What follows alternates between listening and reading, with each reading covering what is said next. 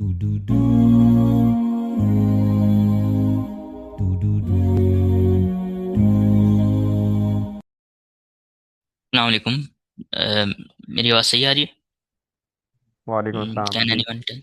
Okay okay. तो आज का नॉलेज शेयरिंग का सेशन है, तो उसके अंदर पहले तो सबको खुशामदीद। और मैं बताऊंगा कि मैं एआई टूल्स को यूज़ करते हुए अपनी जो काम है, वर्क है, उसकी प्रोडक्टिविटी कैसे बढ़ाता हूँ। और हम कुछ एमवीपीज जो डेवलप मैंने पर्टिकुलर हैकाथॉन्स में पार्टिसिपेट किया, तो उसके लिए जो एमवीपीज होते हैं उनकी रैपिड डेवलपमेंट कैसे होती है, क्योंकि वो वहाँ पर पिच करने का ज़्यादा होता है।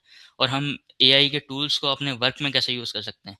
तो बेसिकली मैं अपना एक्सपीरियंस शेयर करूँगा, कुछ आपको प्रोजेक्ट्स दिखाऊंगा, और एक दो जो आईडीज़ या एक्सटेंशंस हैं एआई की, मैं उनका आपको डेमो भी दिखाऊंगा। लेकिन मूविंग फॉरवर्ड, हम पहले मैं कुछ क्वेश्चंस हैं उनका आंसर देना चाहता हूं जो सबके जहन में आते होंगे, और मेरे जहन में भी आते थे और अभी भी आते हैं। कुछ क्लियर हैं लेकिन कुछ को मैं और रिसर्च कर रहा हूँ। तो सबसे पहले तो हमें ये पता करने की ज़रूरत है कि ये एआई रियल है या एक हाइप है, हाइप क्रिएट हुई है। तो एआई इज़ रियल, और ये बहुत ज़्यादा यूज़ हो रही है, बड़ी बड़ी कंपनीज में यूज़ हो रही है। लेकिन हमें ये समझने की ज़रूरत है कि इसमें रियल क्या है और हाइप कहाँ पे आ जाती है। तो रियलिटी ये है कि हम एआई को यूज़ करते हुए अपनी स्पीड बढ़ा सकते हैं, क्वालिटी ऑफ वर्क बढ़ा सकते हैं, और रिपीटेटिव जो टास्क हैं उनको हम ईज़िली, मतलब कम टाइम में कर सकते हैं। लेकिन हाइप यहाँ पे आ जाती है कि अगर कोई अगर ये समझे कि हमने कुछ एक प्रॉम्प्ट लिखा या आइडिया दिया और एंटर दबा दिया और वो पूरी ऐप बन के आ गई, तो ऐसा अभी तक पॉसिबल नहीं है।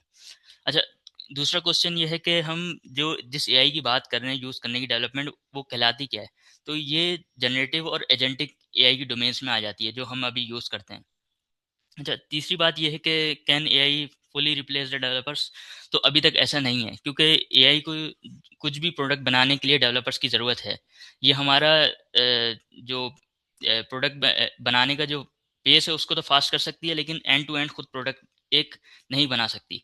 इसकी एग्जांपल हम ऐसे ले सकते हैं कि कुछ टाइम पहले जब टाइपराइटर हुआ करते थे, तो उस टाइम जो लोग, जब कीबोर्ड आए तो जो लोग उस कीबोर्ड पे मूव हो गए वो फ़ायदे में रहे और वो रिप्लेस नहीं हुआ। लेकिन जिन लोगों ने टाइपराइटर पे ही रहे और उन्होंने ये समझा कि यही फ्यूचर है, वो फिर वो लोग रिप्लेस हो गए। तो लेकिन अभी भी फ़िलहाल डेवलपर्स को स्टिल नीड है डेवलपर्स की, क्योंकि रिक्वायरमेंट जो कस्टमर से रिक्वायरमेंट आती है उसको एआई को समझाना है कि हमने कैसे बनाना है, आर्किटेक्चर, सिक्योरिटी और जो अकाउंटेबिलिटी, ये सब डेवलपर ने करना होता है। तो इसी में जो इसका जवाब ये आ गया कि can AI deliver E to E projects, तो ऐसा अभी फ़िलहाल नहीं है। लेकिन ये हमारा जो पेस है वो बहुत फास्ट कर सकती है। अच्छा, अब एआई इतना हमें काम करके दे रही है तो उसकी कुछ लिमिटेशंस भी होंगी। तो एआई की कुछ लिमिटेशंस हैं, जैसे एआई कभी कभार हेलुसिनेट कर देती है। मतलब कि जैसे वो बोल रही होती है कि मैंने पूरी ऐप बना दी है, लेकिन जब आप चेक करेंगे तो उसमें बाज़ चीज़ें चल रही होंगी और बाज़ नहीं चल रही होगी। यानी वो कहेगी 100% बन गई है लेकिन 20% बनी होगी। इसी तरह क्रिएटिविटी है कि अगर आप वही चीज़ बना रहे हैं जो इंटरनेट पे अवेलेबल है, तो वो बहुत अच्छे तरीके से बना सकती है। लेकिन जब आप उसको कुछ इस तरह का करने के लिए देंगे जो जिसमें क्रिएटिविटी है, तो एआई उसमें गुड नहीं है। तो ये डेवलपर्स को खुद करना पड़ेगा। अच्छा, ये भी देखा गया है कि एआई एक पर्टिकुलर ना कल्चर की तरफ लीन करती है। जैसे जो एआई मॉडल्स जो चाइना में ट्रेन हुए हैं वो चाइनीज़ साइड पे ज़्यादा लीन करते हैं। आप कभी देखेंगे कि वो अपनी जो जनरेशन है उसमें चाइनीज़ वगैरह भी यूज़ कर लेते हैं। बाकी जो दूसरे इंग्लिश बेस्ड हैं वो जो है वेस्ट की तरफ लीन करते हैं। अच्छा, एक चीज़ और होती है एआई में, कॉन्टेक्स्ट लेंथ होती है। मतलब कि एआई एक टाइम पे कितना ज़्यादा डेटा स्टोर कर सकता है या उसको समझ सकता है। तो एक उसकी भी एक लिमिट होती है कि वो किस लिमिट तक जो हमारे प्रोजेक्ट है उसको उसको आइडिया है। बाकी अकाउंटेबिलिटी होती है, जैसे कि मैंने बताया कि जो एक प्रोजेक्ट बन जाता है तो एआई तो कह रहा होता है कि मैंने पूरा बना दिया, लेकिन उसमें बहुत सारी चीज़ें मिसिंग होती हैं, बहुत सारी चीज़ें नहीं चल रही होती, बहुत सारी चीज़ें एरर वगैरह कर रही होती हैं, खास तौर पे बैकएंड साइड पे। फ्रंट एंड का एआई भी बहुत अच्छा काम कर लेता है, बहुत अच्छी यूआईज वगैरह बना लेता है, लेकिन बैकएंड पे अभी काफ़ी लिमिटेशंस है। लेकिन अगर हम देखें तो वो लिमिटेशंस भी जो अभी नए मॉडल्स आए हैं उनमें सॉल्व करने की कोशिश की गई है। जैसे ओपस 4.6 है और इसी तरह जेमिनी 5.3 है। तो इन सब में इन पे काम किया गया है। अच्छा, अब एक क्वेश्चन आ जाता है कि what skills become more valuable after the AI era. तो कुछ स्किल ऐसी हैं जैसे प्रॉब्लम फ्रेमिंग, कि हम अपनी प्रॉब्लम को, एआई को किस तरह डिफाइन करें कि वो हमें एक अच्छा एमवीपी बना के दे, या हमारी जो हम डिज़ायर उसके मुताबिक बना कर दे। तो प्रॉब्लम फ्रेमिंग एक स्किल है जो सबको अडॉप्ट करनी चाहिए। उसके अलावा सिस्टम डिज़ाइन के आपका आर्किटेक्चर कैसा होगा, या उसकी सिक्योरिटी किस तरीके से होगी, तो इस तरह की चीज़ों पे सबको अपनी स्किल्स में इंक्लूड करने की ज़रूरत है। फिर आती है वेरिफिकेशन, क्योंकि एआई जब जनरेट करता है तो एआई के पास लिमिटेड एक्सेस होता है कि वो चेक कर सके कि उसने क्या जनरेट किया, सही किया है कि नहीं किया। तो ये वेरिफिकेशन भी एक स्किल्स है। मतलब हमने टेस्टिंग किस तरह से करनी है, कोड रिव्यू करना, डिबगिंग करना, तो ये सारी चीज़ें हमें अपनी स्किल सेट में ऐड करनी है। अच्छा, लास्ट क्वेश्चन ये है कि एआई कौन सी लैंग्वेज बेहतर समझता है।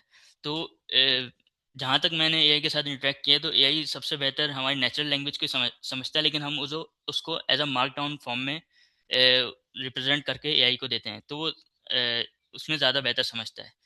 तो ये चंद क्वेश्चंस थे, मैंने कहा मैं इनके आंसर्स कर दूं। उसके बाद कुछ मैंने ये आईडीज़ वगैरह निकाली हैं, तो ये डिफरेंट डिफरेंट हैं। तो तीन तरीके के सॉल्यूशन आते हैं इनके अंदर जो एजेंटिक हम कोडिंग करते हैं। तो फर्स्ट है इन ब्राउज़र सॉल्यूशंस, जैसे लवेबल हो गया, वी ज़ीरो हो गया, रेपलिट हो गया, फायरबेस स्टूडियो हो गया। तो इन ब्राउज़र सॉल्यूशंस हैं। दूसरा आ जाते हैं एक्सटेंशंस, जैसे वी एस कोड के अंदर हम कोपायलट की एक्सटेंशन यूज़ कर सकते हैं, क्लाउड की यूज़ कर सकते हैं, क्लाइन यूज़ कर सकते हैं। तो ये एक्सटेंशंस होती हैं जो कि किसी भी आईडी में यूज़ हो जाती हैं। और उसके बाद आती हैं पर्टिकुलर आईडीज़ जो कि फुली कॉन्फ़िगर्ड होती हैं विद एजेंटिक एआई। तो जिनमें जैसे कर्सर हो गया, कोडेक्स हो गया, किरो हो गया, ट्राई हो गया। अच्छा, इनमें कुछ ना डिफरेंसेस हैं, मतलब जब हम काम करते हैं तो कुछ इनमें इनकी लिमिटेशंस हैं, और कुछ में कुछ चीज़ बेहतर है, कुछ में कुछ चीज़ बेहतर है। अच्छा, इन ब्राउज़र सॉल्यूशन का एक मसला ये होता है कि ये वेंडर लॉक कर लेते हैं। मतलब इनके पास कुछ लिमिटेड चीज़ अवेलेबल होती हैं, और ये कोशिश करते हैं कि बंदा वेंडर लॉक हो जाए। तो जैसे मैं वी ज़ीरो की बात करूँ या लवेबल की बात करूँ, लवेबल पहली बात तो ये है कि सिर्फ रिएक्ट पे काम करता है, उसके अलावा बैकएंड के लिए वो सर्वरलेस चीज़ें यूज़ करता है। तो एक वेंडर लॉकिंग तो यहाँ पर आ गया। और वी ज़ीरो को हमने देख लिया, वी ज़ीरो में भी कुछ मखसूस जो है वेंडर्स की चीज़ें होती हैं, और Replit भी इसी तरह ही है। अगर हम बात करें एजेंटिक आईडी एक्सटेंशन की, तो एक्सटेंशन का ये सबसे बड़ा फायदा यार फरासत ये आवाज़ कट रही है। है कि किसी भी आईडी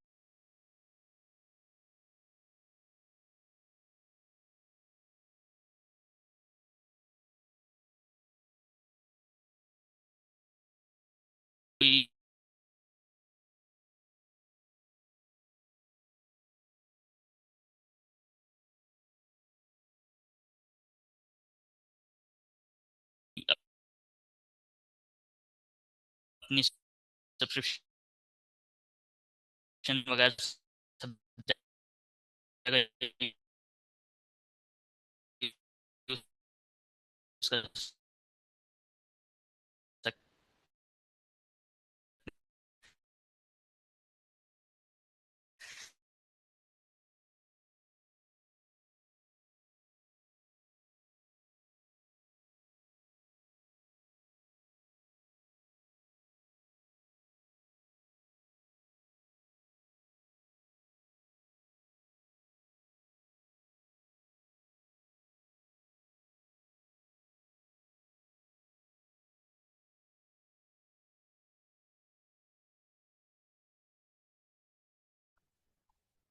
हाँ। फरासत आप हैं। अ,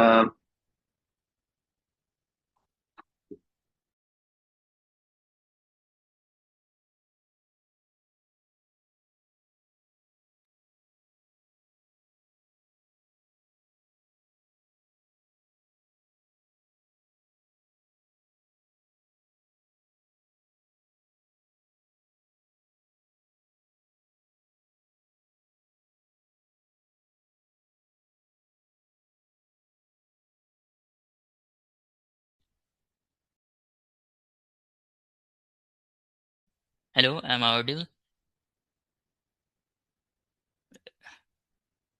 जी फरासत, अब आपकी आवाज आ रही है। जी थैंक यू। वो थोड़ा डिस्कनेक्ट हो गया था नेट। तो मैं कंटिन्यू करता हूँ। तो let me share my screen. अब मेरी स्क्रीन व्यूएबल है? जी नजर आ रही है। जी, तो मैं जैसा कि बता रहा था कि कर्सर जो है उसको पूरे प्रोजेक्ट की एक नॉलेज होती है, वो इंडेक्सिंग करके रखता है। जैसे कि मैं यहाँ आपको दिखा सकता हूँ। यहाँ इसका आ रहा होता है कि कितना प्रोजेक्ट इसने इंडेक्स किया हुआ है। ठीक है, ये इंडेक्सिंग वन फाइल है, उसने पूरी इंडेक्स की हुई है। तो ये कुछ फ़र्क होते हैं मतलब इन ब्राउज़र में जो एक्सटेंशन हैं उनमें, और जो एजेंटिक आईडी हैं उनमें। अच्छा, अब मैं दिखाता हूँ कि मैंने जो कुछ प्रोजेक्ट्स वगैरह बनाए हैं या मैंने यूज़ किया है। तो सबसे पहले लवेबल पे एक ये प्रोजेक्ट है। तो ये मैंने कुछ मंथ्स पहले बनाया था, मतलब 6 to 8 मंथ पहले बनाया था। तो ओके। और ये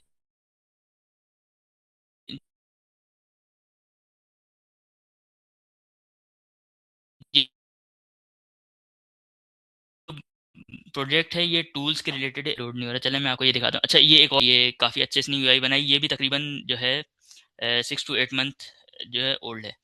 तो उसके अलावा मैंने ये एक और जो है ये एंटी ग्रेविटी में बनाया है। ये एक एआई पावर्ड जो है पेनिट्रेशन टेस्टिंग सॉफ्टवेयर है। तो इसमें काफ़ी अच्छी यूआई है इसकी भी।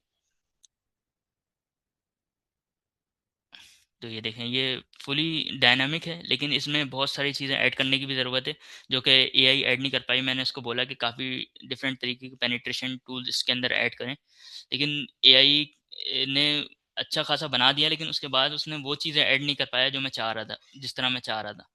तो लेकिन ये भी एक मतलब अच्छा प्रोजेक्ट है ये। पूरा मैंने एंटी ग्रेविटी पे बनाया है। इसमें मैंने बस बेसिक ट्विक्स मैंने खुद किए हैं, बाकी पूरा मैंने ये एंटी ग्रेविटी पे बनाया है। और ये मैं यहाँ पे चलाया है मैंने। इसके अलावा एक और चीज़ भी है, जैसे कि ये एक मैंने ये एक्सटेंशन बनाया था, ये मैंने बनाया है फुली क्लाउड से। ठीक है, ये मैंने फुली, सॉरी, ये मैंने कर्सर से बनाया है, फुली कर्सर से बनाया है। और इसमें क्या है कि इसमें हाँ, आप अपने किसी भी मॉडल को कनेक्ट कर दें या वेब एलएलएम वगैरह को कनेक्ट कर दें, तो ये उससे कनेक्ट हो जाता है। फिर आप इससे बोल सकते हैं कि search for burgers in Texas. अच्छा, ये वॉइस वगैरह करता है और सारी चीज़ें भी कर लेता है। तो लेकिन ये अभी भी बेसिक वर्जन है। जैसे इसने ये सर्च कर लिया गूगल में, तो मैंने इस तरीके से बनाना था कि ये कोई भी यूज़र चेन ऑफ कमांड्स दे, मतलब कि यूट्यूब खोलो, उस पे ये गाना लगाओ, अगले टैब में खोल के इस ये सब्सक्रिप्शन देखो कितने की है। तो इस तरह का बनाना है, लेकिन एआई ने बहुत बेहतरीन इसको बना दिया। बहुत सारी चीज़ें हैं इसके अंदर, बहुत सारे फीचर्स हैं, मेमोरी वगैरह ये स्टोर करता है कि क्या चल रहा है। तो इसने इस हद तक बना लिया, लेकिन आगे फिर डेवलपर का काम आ जाता है कि एक्स्ट्रा फीचर्स या क्रिएटिविटी जो ऐड करनी है या इन्हांस करनी है, कुछ चीज़ें जो बढ़ानी है, यूआई सही करनी है, तो फिर वो आ जाता है डेवलपर का काम। इस तरह मैं दिखा सकता हूँ कि मैं अपने करंट प्रोजेक्ट में भी यूज़ कर रहा हूँ। अभी मैंने अपने करंट प्रोजेक्ट के अंदर मिलियंस ऑफ इवेंट्स जनरेट करने थे। तो उसके लिए कोड तो था हमारे पास, लेकिन एक टेस्टिंग के लिए रिपीटेशन चाहिए थी, क्योंकि इतने सारे इवेंट्स हैं, फिर उनको मैनुअली चेक करना। तो ये सारा कोड जो है, ये तकरीबन एआई की मदद से ही मैंने पूरा रिफैक्टर किया और पूरा बनाया। तो ये कुछ प्रोजेक्ट्स थे। जैसे ये मैं दिखा रहा था कि ये मैंने लवेबल पे बनाया है। तो ये टूल्स की वेबसाइट है, और कम से कम इसमें 300 टूल्स हैं, डिफरेंट टूल्स हैं। मेरे ख्याल लोडिंग में प्रॉब्लम हो रही है। दिखा देता हूँ, एक डेमो करा देता हूँ कि किस तरीके से हम यूज़ कर सकते हैं। मैंने अपने पास एक डिज़ाइनिंग हुआ है, मतलब कि किस तरीके की चीज़ें होनी चाहिए। तो ये मेरे पास ये एक आइडिया है, जिसमें हमने क्रिएट करनी है small web app that turns meeting note into action items, user stories and GitHub ready PR plan. तो ये एक बेसिक आइडिया है। तो मैं इसको आपको लवेबल पे चला के दिखाऊंगा। तो ये लवेबल पे मैंने पेस्ट कर दिया। पहले इनका प्लानिंग मोड ऑन करेंगे, और ये किया तो ये पहले हमारे लिए प्लान कर देगा कि क्या बनाना है। इसके अलावा मैं ये आईडीज़ वगैरह स्टार्ट कर लेता हूँ, फिर कुछ क्वेश्चंस ले लेते हैं, और जब तक के देखते हैं कि इसने क्या किया। तो ये मैंने कुछ आईडीज़ को भी क्वेरी कर दिया है कि आप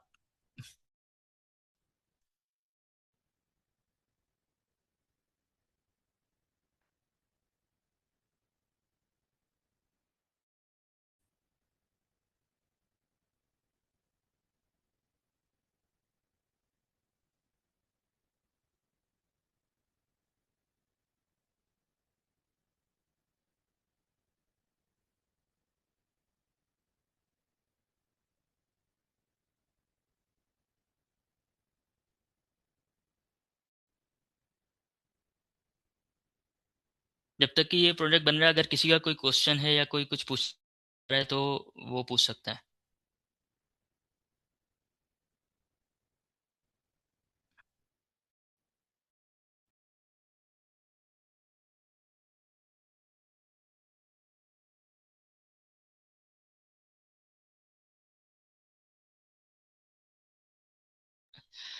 अ, तो यहाँ पे इसने कुछ डॉक्यूमेंट्स वगैरह बना दिए, तो मैं ये समझाता हूँ कि मैंने ये क्या जनरेट किया है और क्यों जनरेट किया है। तो बेसिकली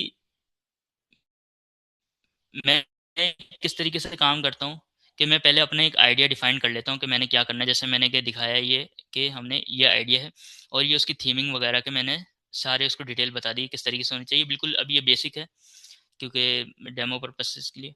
तो मैंने मॉडल अभी यूज़ किया जी पी टी 5.2 जो कोडेक्स है। तो उससे मैंने सबसे पहले क्या बनवाया, मैंने बोला कि आर्किटेक्चर बनाओ कि किस तरह का होना चाहिए। तो इसने ये आर यूज़ हो रही है वो टेक्नोलॉजीज करो। तो इसने प्रपोज हमें बताया कि रिएक्ट यूज़ करेगा और बाकी नॉन फंक्शनल रिक्वायरमेंट्स है, और बैकएंड के लिए इसने नोड जेएस बोल दिया। यहाँ डेटाबेस के लिए पोस्टग्रे हो गया। अच्छा, अब एक चीज़ ने और डिफाइन मैंने करा ली कि रोड मैप क्या होगा, कि किस तरीके से किन किन स्टेप पे चल के बनेगा। तो ये उसने दे दिया। अब और ये एमवीपी है कि हमारे एमवीपी में क्या क्या चीज़ें होंगी। तो ये बेसिक डिटेल्स मैंने इसे जनरेट करवा ली। तो अब इसको हम बोलेंगे कि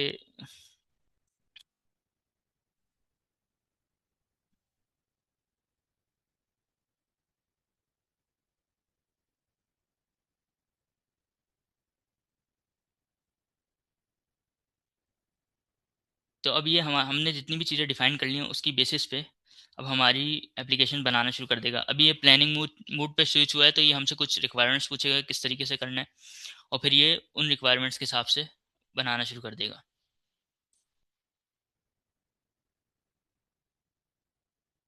अच्छा, ये लवेबल ने भी हमें एक प्लान दे दिया है कि किस तरीके से ये इम्प्लीमेंट करना है, फ्रंट एंड किस तरीके का है, एडिटिंग। तो इसके लिए फ़िलहाल के लिए मैं अभी अप्रूव कर लेता हूँ इसको।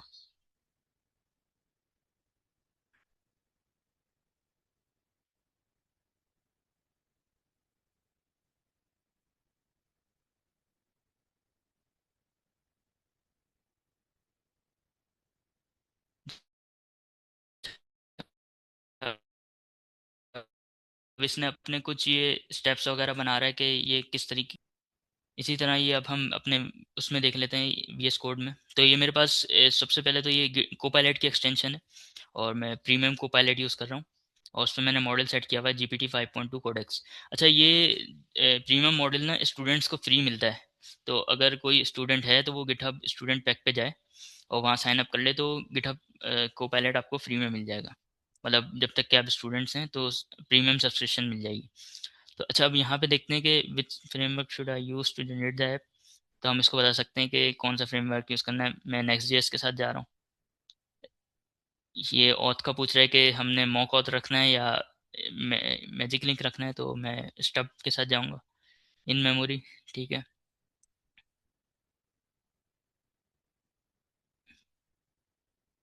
ठीक है, अभी नो एआई। ठीक है, अब मैंने इसको सारी रिक्वायरमेंट्स क्लियर कर दी हैं। तो ये अब मेरे प्रोजेक्ट पे काम करना शुरू कर देगा।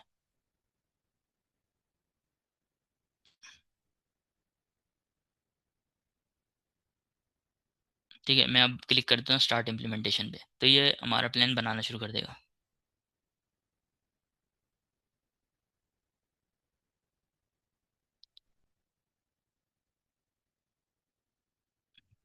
अच्छा, किसी का अगर कोई क्वेश्चन है तो वो मीन टाइम में कर सकता है, क्योंकि ये जनरेशन थोड़ा सा टाइम लेगी।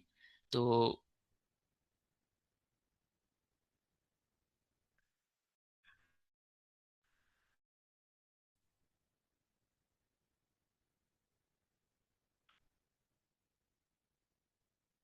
No question.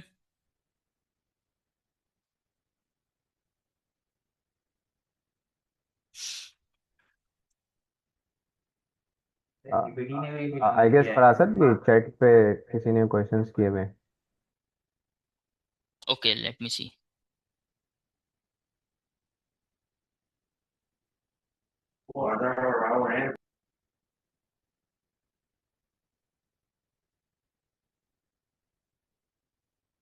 ओके,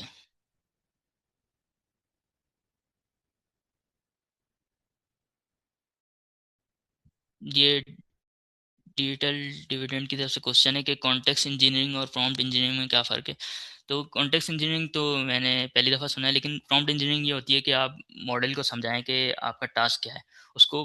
क्योंकि मॉडल्स पांच दफ़ा ना हेलुसिनेट करते हैं, मतलब आपने उसको बोला नहीं है लेकिन वो करना शुरू कर देते हैं। तो ये गार्ड रेल्स रखी जाती हैं और एक एआई को समझाया जाता है कि आपने काम क्या करना है, आपका रोल क्या है, आपकी लिमिटेशंस क्या है, आपकी गार्ड रेल्स क्या है कि आप इससे बाहर ना जाओ। तो ये प्रॉम्प्ट इंजीनियरिंग होती है, which L M is good for developer. तो ये डिपेंड करता है कि कौन सा कुछ जो एआई टूल्स हैं वो किसी यूआई के लिए अच्छे हैं, कुछ बैकएंड के लिए अच्छे हैं। जैसे जेमिनाई वगैरह जो है, उसका कहा जाता है कि वो यूआई के लिए बहुत अच्छा है। और जैसे फिर बाकी क्लाउड सोनेट सोनेट है, वो भी बहुत ज़्यादा यूज़ जो है वो है। और वो आप कह सकते हैं कि फुल जो प्रोजेक्ट साइकिल होता है उसके लिए बहुत बेहतरीन रहता है, क्योंकि उसकी प्लानिंग कैपेबिलिटीज़ बहुत अच्छी हैं। गिट जो जीपीटी 5.2 है, अच्छा है, लेकिन वो किसी खास कॉन्टेक्स्ट में जब हमने बैकएंड पे काम करना होता है तो बैकएंड पे वो ज़्यादा अच्छा चलता है।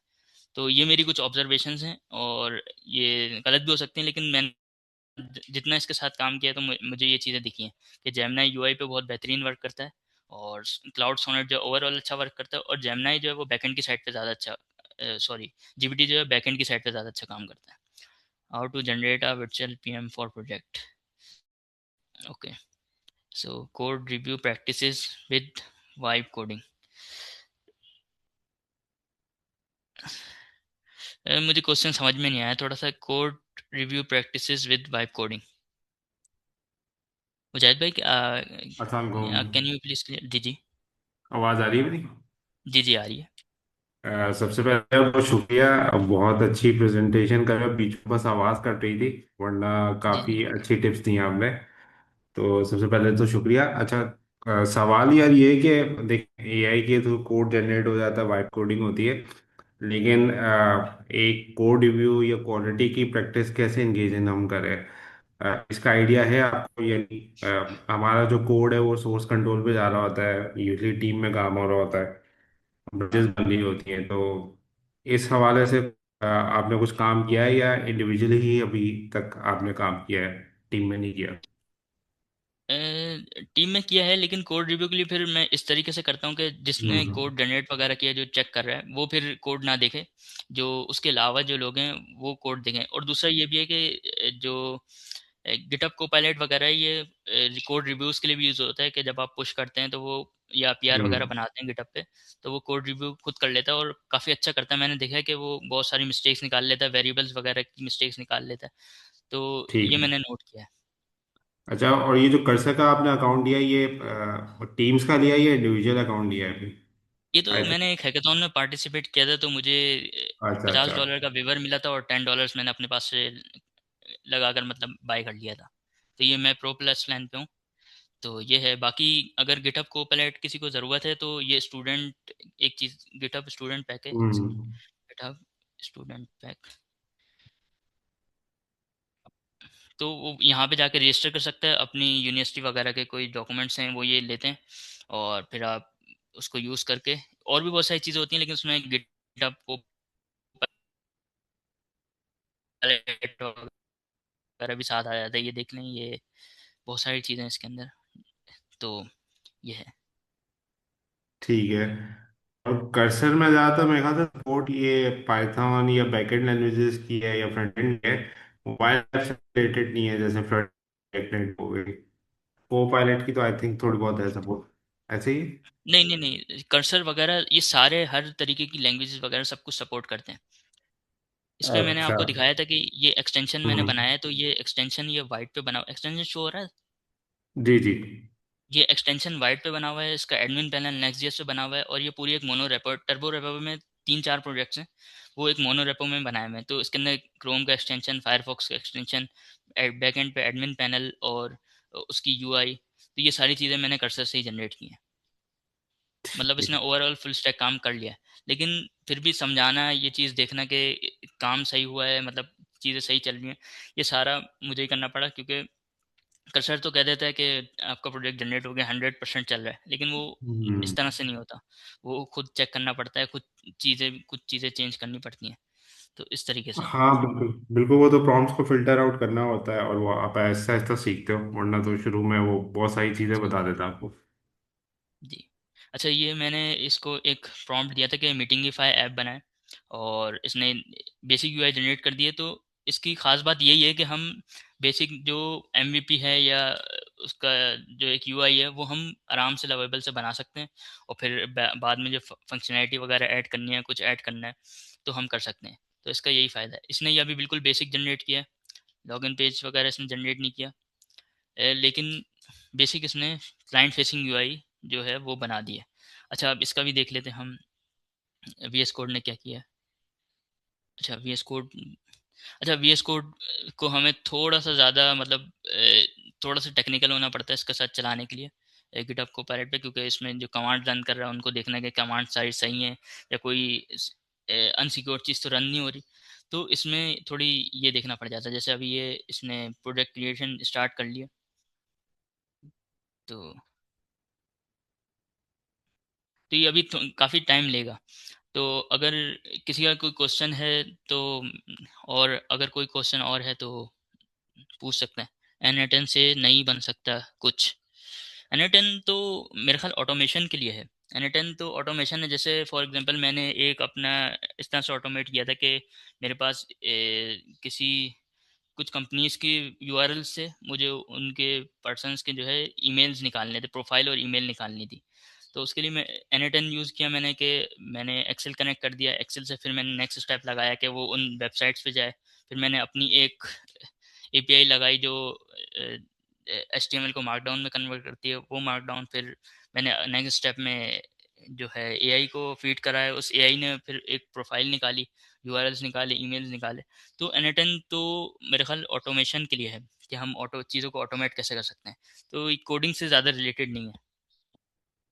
Which is best for AI practices, ये क्लियर नहीं हुआ मुझे कि ये आप किस चीज़ के रिलेटेड पूछ रहे हैं। Which is best for AI practices, AI की बेस्ट प्रैक्टिस तो ये है कि जो भी कोड आप एआई से जनरेट कर रहे हैं ना, उसको खुद रीड करें, मतलब उसको खुद देखें कि उसने क्या जनरेट किया है। क्योंकि अक्सर जो है बहुत सारे लूप होल्स रह जाते हैं। अक्सर मैं देखता हूँ कि जो एआई कोड जनरेट करता है वो अक्सर ईएनवी को भी गेट इग्नोर में नहीं रखता, और कभी कभी वो भी पुश हो जाती है। तो इन चीज़ों का ना खुद भी जो टेक्निकल हैं उनको ख्याल रखना पड़ेगा कि बहुत सारी चीज़ें हैं जो क्रेडेंशियल्स है वो एआई में अक्सर लीक हो जाते हैं। और दूसरा ये है कि एआई को ना परमिशन ना दें कि वो ईएनवी रीड करे, क्योंकि वो जब ईएनवी एक दफ़ा एआई के पास चले आते हैं तो वो एक खदशा होता है कि वो लीक भी हो सकते हैं। तो ये कुछ बेस्ट प्रैक्टिसेस हैं कि ईएनवीज वगैरह और क्रेडेंशियल्स वगैरह अपने पास ही रखें, और उसको पुश ना होने दें। और किसी का कोई क्वेश्चन?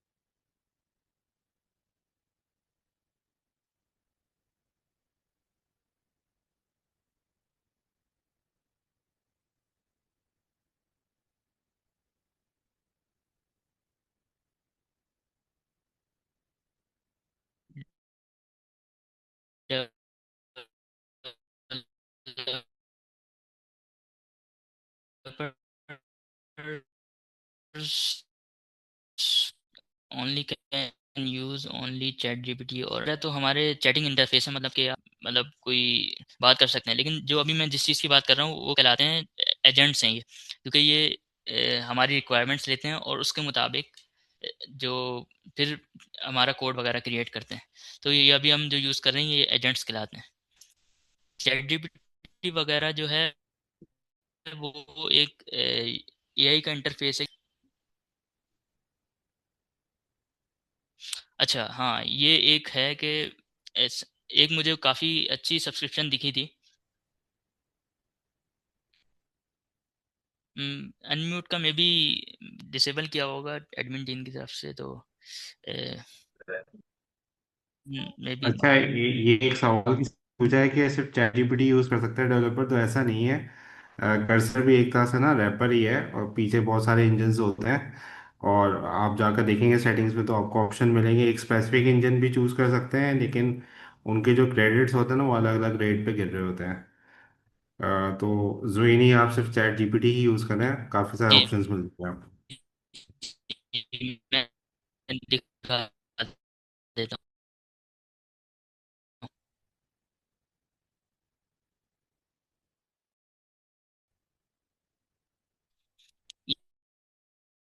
ये देखें अभी जो सबसे पावरफुल मॉडल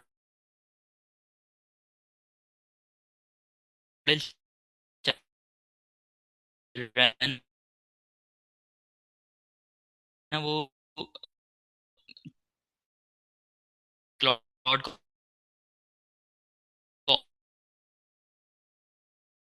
वापस चल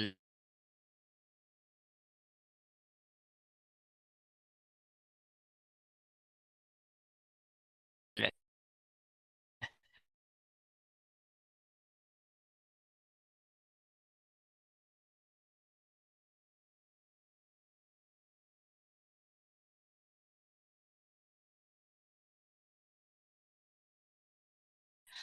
तो ये डिपेंड करता है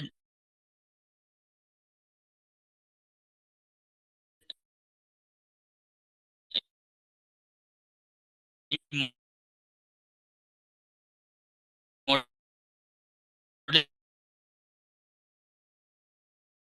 के ऊपर, डिपेंड करता है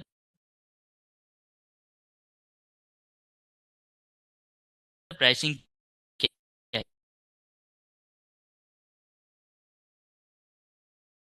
है।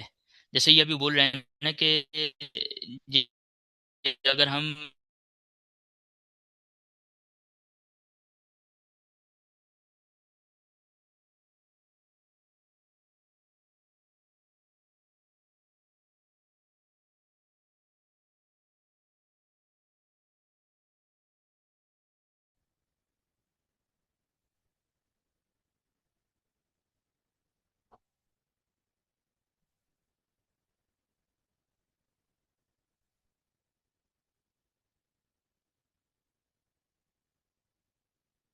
करके आ जाता हूँ।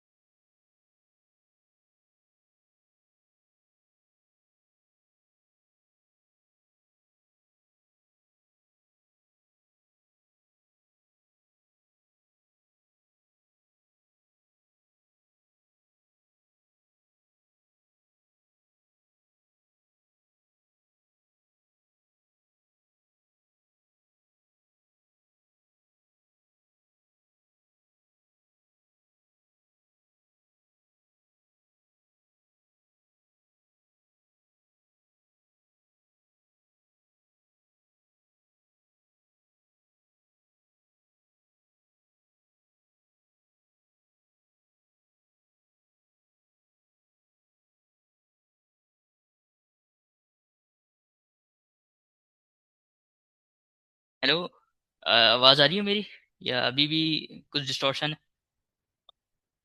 अब आनी शुरू हुई है। है? ठीक है। अ,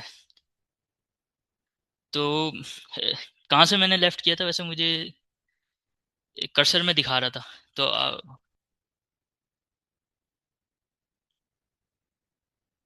तो मैं कर्सर का ये बता रहा था कि मॉडल्स के हिसाब से प्राइसिंग होती है, कि जो हम मॉडल करते हैं और उनकी भी एक कॉन्टेक्स्ट विंडो होती है कि कितनी वो टोकन्स वगैरह यूज़ कर सकते हैं। तो जैसे ओपस 4.6 है, वो अभी सबसे टॉप पे चल रहा है। और उसके अलावा जो मॉडल्स हैं, जैसे GPT 5.3 कोडेक्स है, ये बिल्कुल अभी रिसेंटली आया है। और रीजनिंग वगैरह भी इनकी लिखी आ रही है कि कितना रीज़न कर सकते हैं और कितनी इनकी कॉन्टेक्स्ट विंडो वगैरह है।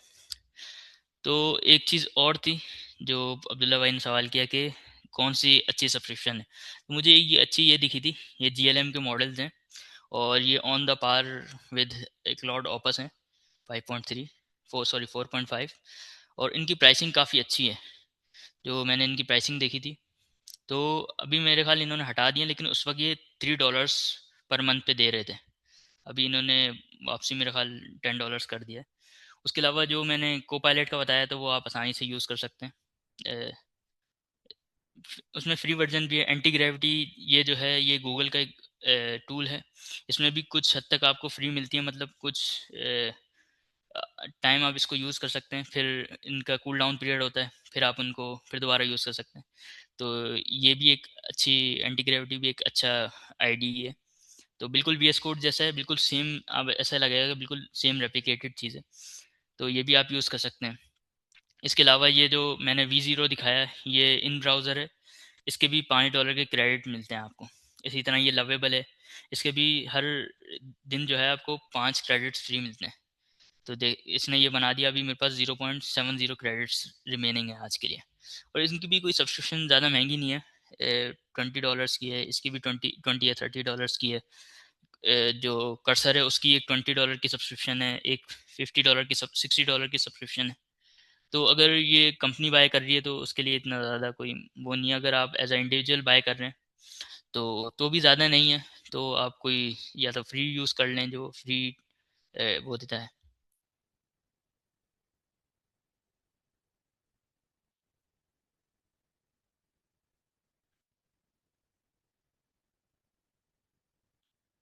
ओके, और कोई क्वेश्चन है किसी का तो वो पूछ सकते हैं।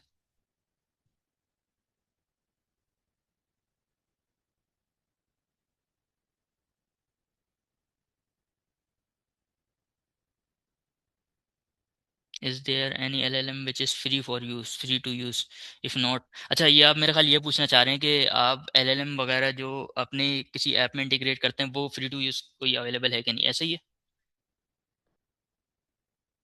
अच्छा, हाँ है। जेमिनी का है। अगर जैसे जेमिनी है, जेमिनी की APIs जो हैं वो खुद टाइम कुछ टाइम तक के लिए फ्री चल जाती हैं, जैसे मैंने अपने पास बनाई हुई है। इसके अलावा एक और भी है, ये है ग्रॉक क्लाउड। ग्रॉक क्लाउड जो है, ये भी कुछ हद तक आपको फ्री जो है वो देता है। इसकी प्राइसिंग है, लेकिन आप इसकी APIs वगैरह यूज़ करेंगे तो कुछ हद तक मैंने काफ़ी यूज़ किए हैं, तो मेरे पास तो कभी ऐसा नहीं हुआ कि इसने टाइम आउट वगैरह दिया हो या रेट लिमिट एक्सीड कर दियो। लेकिन ये आप फ्री यूज़ कर सकते हैं, ग्रॉक यूज़ कर सकते हैं, जेमिनी यूज़ कर सकते हैं। इसके अलावा मुझे आइडिया नहीं है। पहले जो है चैट ओपन AI भी देता था, लेकिन अब ओपन AI ने देना बंद कर दिए क्रेडिट्स वगैरह। What free AI tool is good for practice? हम्म अच्छा, अगर आप बिल्कुल नए हैं प्रोग्रामिंग में, तो फिर मैं आपको सजेस्ट करूँगा आप ब्राउज़र बेस्ड जो हैं वो यूज़ करें। ये लवेबल है, V0। इसके अलावा भी और हैं। फायर बेस स्टूडियो है एक, ये भी अच्छा है। फायर बेस स्टूडियो ये गूगल का अपना है। और इसके अलावा रेपलिट है। रेपलिट, तो ये जैसे ये बोल रहे हैं get $300 to unlock Firebase features, तो ये आप अपना अकाउंट बना सकते हैं, इसको देख सकते हैं। चलिए मैं स्टूडियो में आया था। जैसे ये रेपलिट है, रेपलिट भी फ्री टियर देता है। फायर बेस में मतलब आप कोई ऐप बनाएंगे तो ये आपसे कुछ चार्ज नहीं करता, लेकिन अगर आप इसमें जेमिनाइज की यूज़ करेंगे तो फिर वो चार्ज करता है। तो अगर आपने बिल्कुल स्टार्टिंग में, तो आप या तो V0 यूज़ कर लें या लवेबल वगैरह यूज़ कर लें। तो आसानी होगी आपके लिए।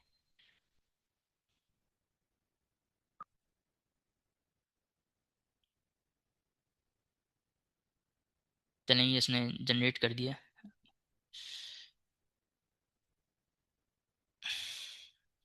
इसको चला के भी देख लेते हैं इसने क्या बनाया है।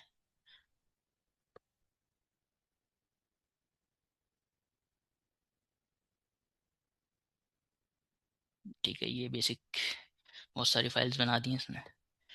ठीक है, अब इसको ओपन करते हैं।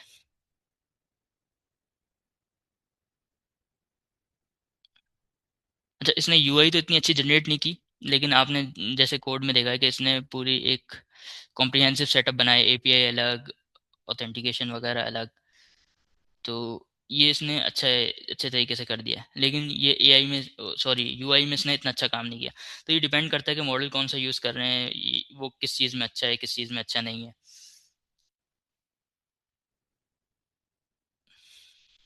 तो ये कुछ डेमोज से या बेसिक मैंने आपको बताया कि किस तरीके से चलता है। मोहसिन भाई, फिर इसके अलावा अगर कोई किसी का क्वेश्चन है, या मोहसिन भाई आप बताएं कि नेक्स्ट मैं क्या बताऊं। As for your experience the code generated by manage और मेक चेंज।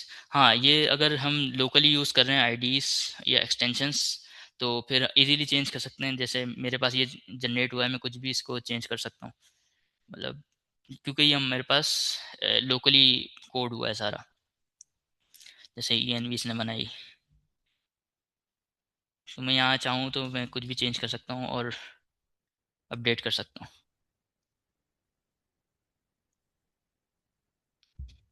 अच्छा, फरासत, मेरी आवाज आ रही है? जी जी, आ रही है आपके पास। अच्छा, मौसम बात कर रहा हूँ। अब अब्दुल्ला कुछ कहना चाह रहे हैं। असल में कुछ ना आज रहे हैं, कुछ लोग अनम्यूट नहीं कर पा रहे फॉर सम रीजन। जी, एक सेकंड। अब्दुल्ला, अता ट्राई कर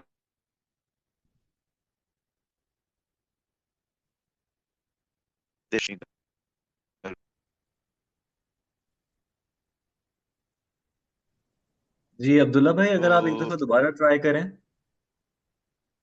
नहीं, उनका आया है मैसेज, वो कह रहे हैं unmute not working. I guess फिर ये कोई तो रिस्ट्रिक्शन होगी। क्योंकि मुजाहिद भाई तो बोल पा रहे थे। हाँ, मुजाहिद भाई बोल पा रहे थे, वो अपने यूजर से लॉग्ड इन है, तो आई एम नॉट श्योर कि ये क्या इशू हो रहा है।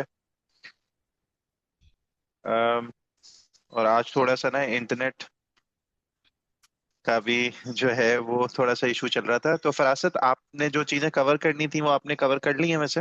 हाँ। जी जी, मैंने कवर कर ली। मैंने थोड़ा डेमो दिखाना है, टूल्स वगैरह बताने थे कि ये टूल्स हैं। अगर खुद फिर उसके ठीक है, आगे एक्सप्लोर किया जा सकता है, और अगर कोई क्वेश्चन हो तो बाद में भी पूछा जा सकता है, वो मसला नहीं है। बिल्कुल जी, ठीक टोकन्स है। के हवाले से मतलब मैं ठीक है। आपको क्या बताऊं, ये digital dividend.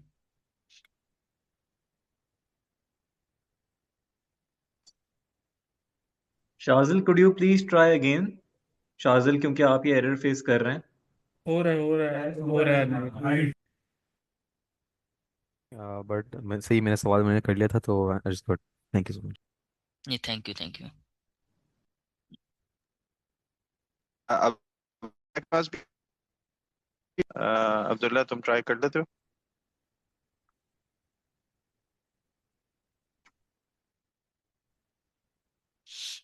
May be AI की दुश्मनी है अब्दुल्ला भाई से कोई।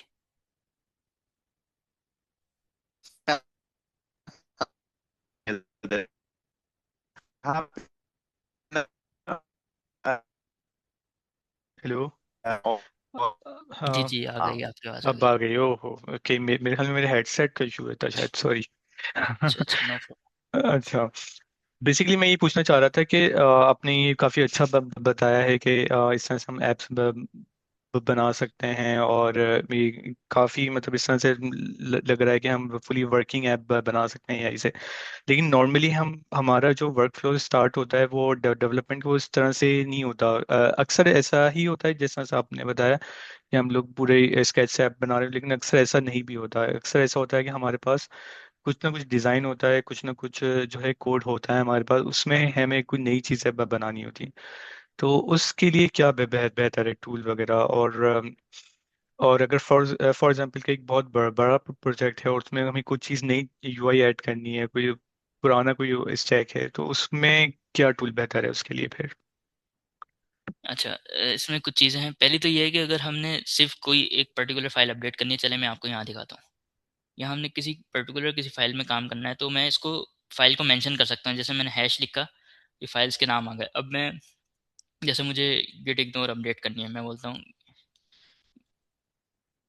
ठीक है, git ignore please update, update this बोल देता हूँ, देखते हैं क्या करता है।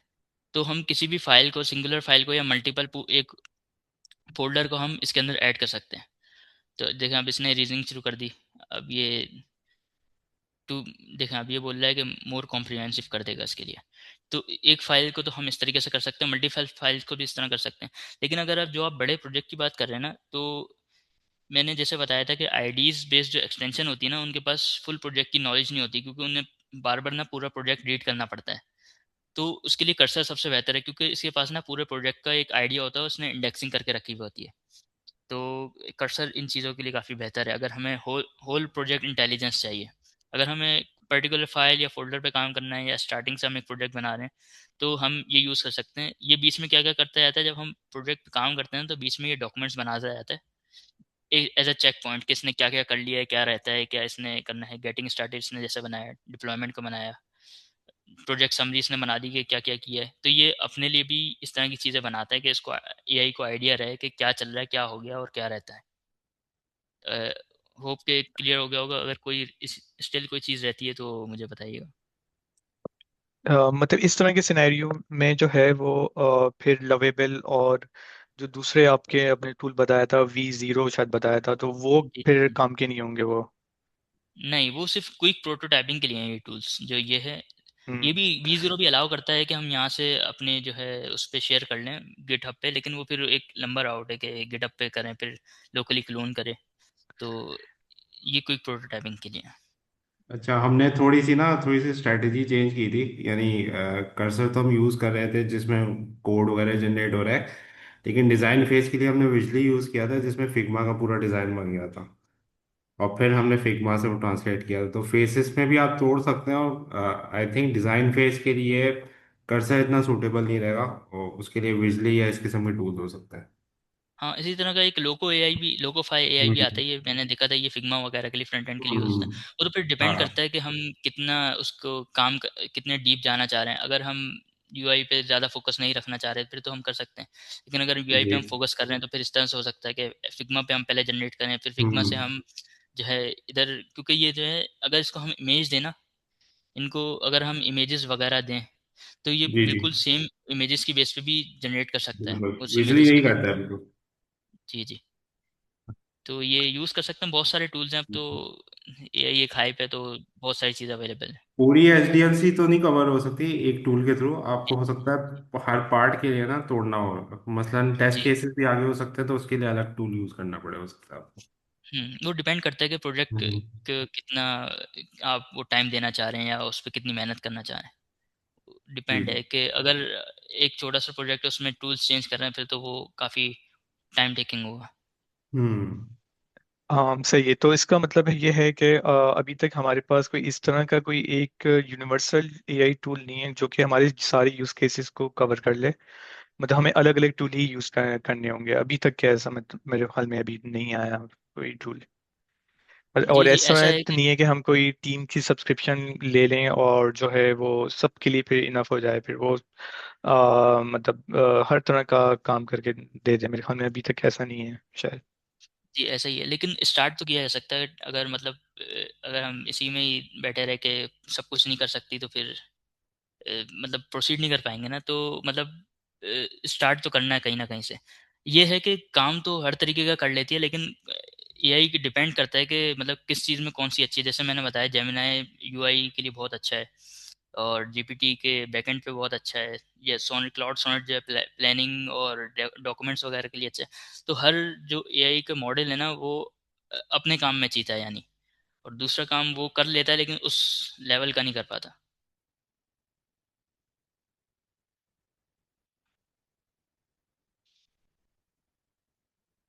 जी, डिजिटल डिविडेंड का हैंड रेज हुआ हुआ है। आवाज़ नहीं आ रही आपकी।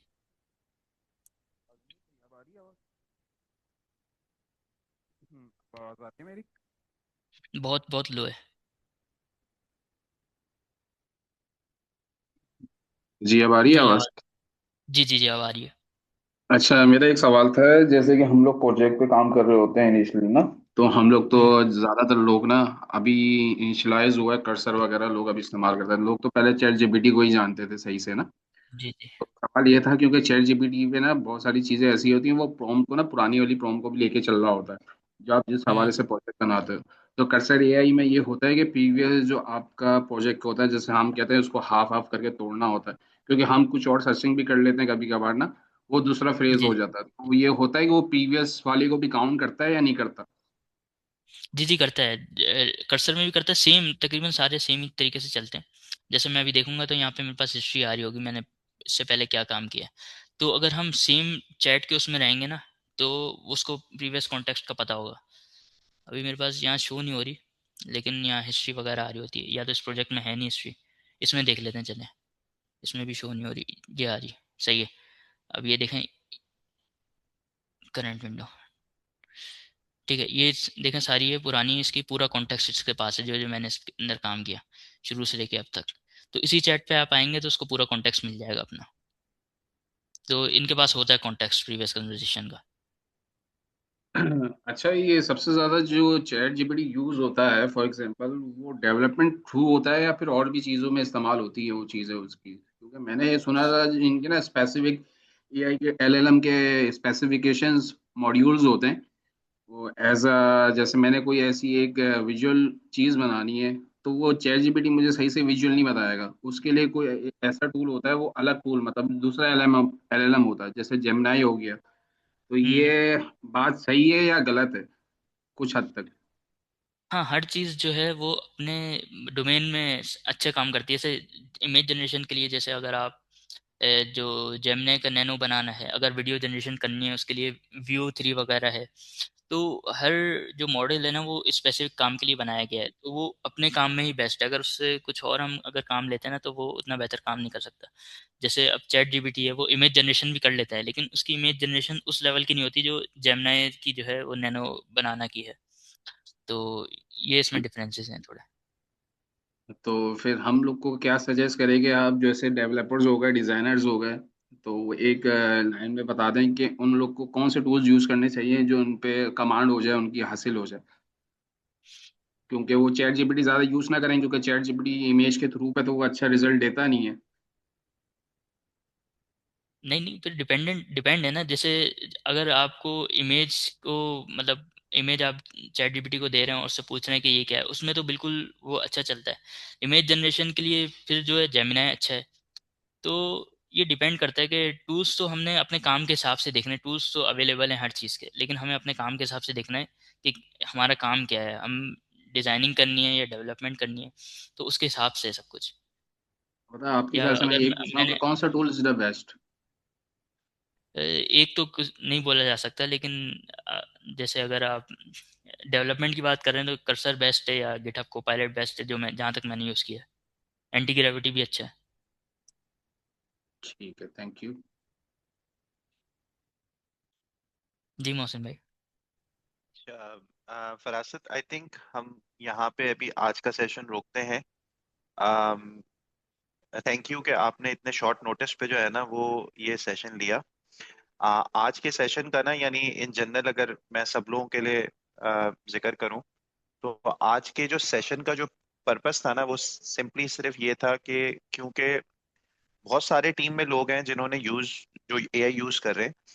ठीक है, फरासत के साथ मैंने पर्सनली एक प्रोजेक्ट पे काम किया था जिसमें काफी तेजी से चीजें होती हुई नजर आई थी, और मेरी अब्दुल्ला से भी बात हुई थी। तो हमने कहा था कि यार एटलीस्ट टीम में कोई एक बंदा ना जो कर रहा है एआई के ऊपर थोड़ा सा प्रेजेंट करे, उससे बाकी टीम मेंबर्स को थोड़े से कुछ आइडियाज मिले। और हम चाहेंगे कि इवेंचुअली ना थोड़ा सा लोगों को साथ इकट्ठा करके, जो लोग स्पेशली सीनियर लोग हैं, कि किस तरीके से हम यूज कर रहे हैं, किस केस में क्या चीज यूज कर रहे हैं, कौन सा ऐसा हमारा फ्लो है या कुछ स्टैंडर्ड प्रैक्टिसेस हैं जो हम कर सकते हैं सर्टेन केसेस के लिए।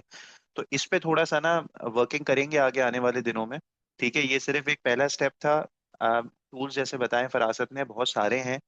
ठीक है, अगर कोई डिफरेंट टूल कोई और यूज कर रहा है और वो नॉलेज शेयर कर सकता है तो मैं चाहूंगा कि वो भी लोग शेयर करें। तो ये डिस्कशन ना हम करेंगे सीनियर लोगों के साथ थोड़ा सा, ताकि नॉलेज शेयरिंग हो के सब एक दूसरे से सीखें और फिर हम फिगर आउट कर सकें कि एक ऑप्टिमल वर्कफ्लो ना आइडियली क्या बनाना है, ताकि हम प्रोडक्टिविटी बढ़ा सकें। और ये चीज़ आइडियली मैं चाहूंगा कि ये सिर्फ डेवलपर्स की हद तक ना हो, इसमें हमें क्यूए की साइड से भी देखना है, हमें डिजाइन की साइड से भी देखना है, इन सब चीज़ों को देखना।